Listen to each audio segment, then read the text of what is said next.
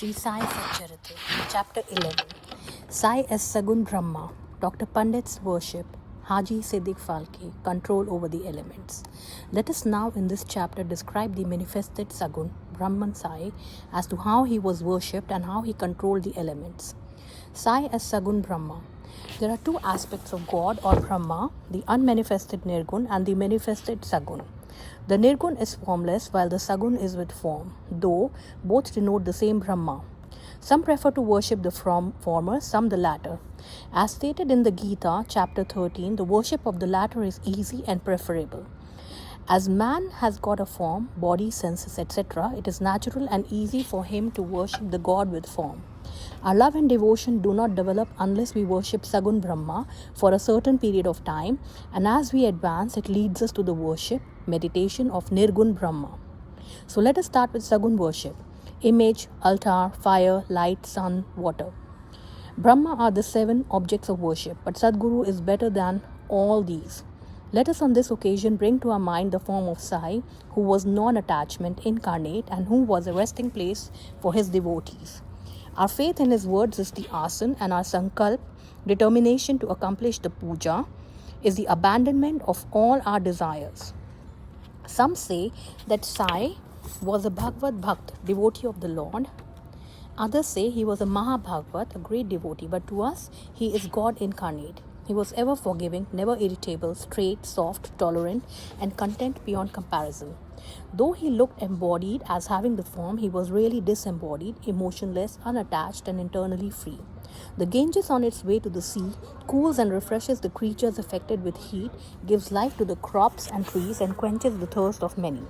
Similarly, saints, souls like Sai, while they live their own, give solace and comfort to all. Lord Krishna has said that the saint is my soul, my living image. I am he, or he is my pure form, being. This indescribable Shakti or power of God, known as pure existence, knowledge and bliss, incarnated in the form of Sai in Shri. The Shruti Taittiriya Upanishad describes Brahma as pure bliss. This we read or hear daily in the books, but the devout people experience this Brahma or bliss in Shri. Baba, the support of all, required no prop or asan from anybody. He always used a piece of sackcloth for his seat, which was covered with a small mattress by his bhakts and had a bolster placed by them rest as his back. Baba respected the feelings of his devotees and allowed them to worship him as they liked.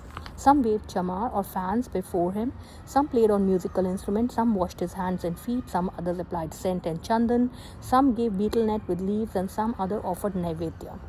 Though he looked like living in Shri, he was present everywhere. This all-pervasiveness of his was daily experienced by his devotees, a humble prostration to this all-pervasive Sadguru. Dr. Pandit's worship. One Dr. Pandit, a friend of Tatya Sahib Nulkar, once came to Shirdi for Baba's darshan. After saluting Baba, he sat in the masjid for some time. Baba asked him to go to Dadabhat Kelkar. He went to Dadabhat, by whom he was well received. Then Dadabhat left his house for puja and Dr. Pandit accompanied him. Dadabhat worshipped Baba. Nobody until then dared to apply sandal paste to Baba's forehead. Only Mahalsapati used to apply it to his neck. But this simple-hearted Dr. Pandit took Dadabhat's dish containing puja materials and taking sandal paste out of it, drew a tripun, that is 3 horizontal lines on Baba's forehead. To the surprise of all, Baba kept silent, not uttering a single word. Then Dadabhat that evening asked Baba, how is it that though you object to the sandal paste being applied by others to your forehead, you allow Dr. Pandit to do so?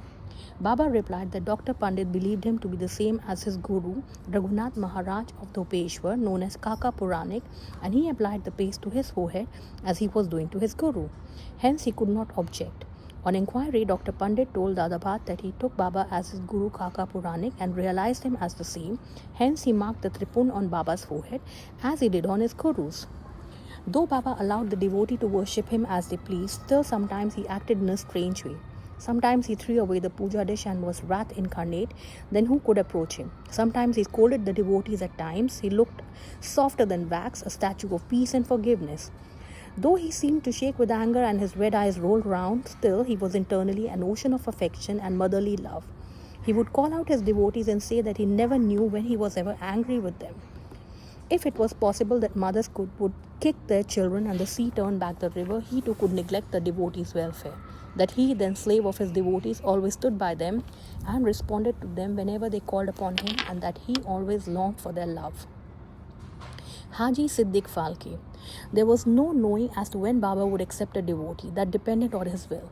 Siddiq Falke's story is to the point. One Mohammedan gentleman by name Siddiq Falke of Kalyan, after making pilgrimage to Mecca and Medina, came to Shri. He lived in the Chawri facing north and sat in the open courtyard of the masjid.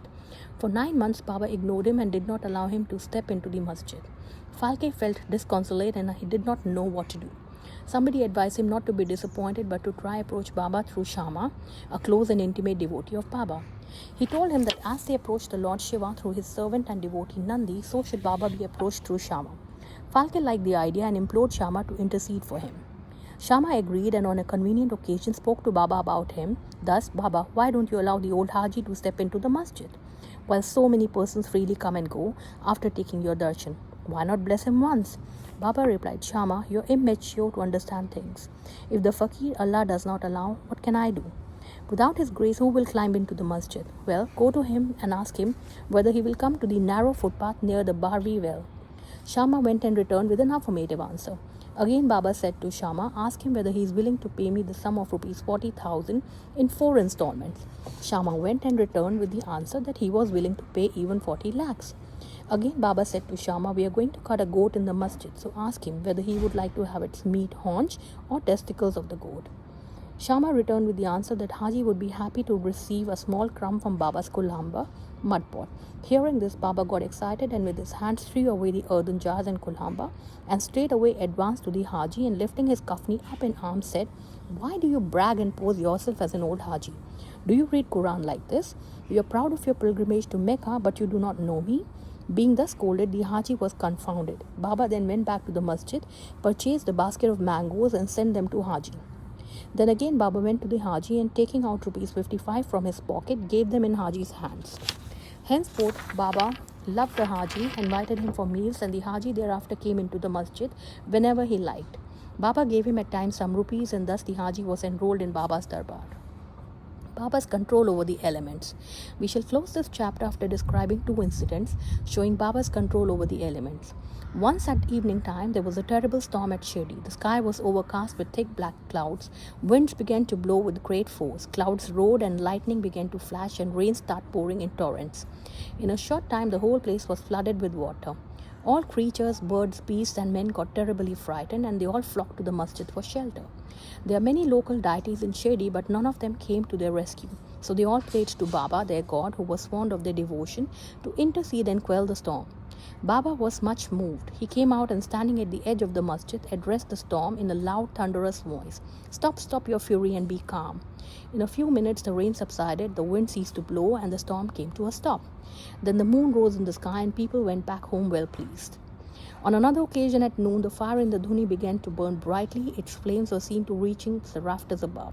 The people who were sitting in the masjid did not know what to do. They dared not to ask Baba to pour water or to do anything to quench the flames. But Baba soon came to realize what was happening. He took up his satka and dashed it against the pillar in front, saying, get down, be calm. At each stroke of the satka, the flames began to slow down. In a few minutes, the dhuni became calm and normal. This is our Sai, an incarnation of God. He will bless any man who will prostrate and surrender himself to him. He who will read the stories of this chapter daily, with faith and devotion, will soon be free from all calamities. Not only this, but always attached and devoted to Sai, he will get very soon God vision. All his desires will be fulfilled, and being ultimately desireless, he will attain the Supreme. Amen. Bow to Shri Sai. Peace be to all.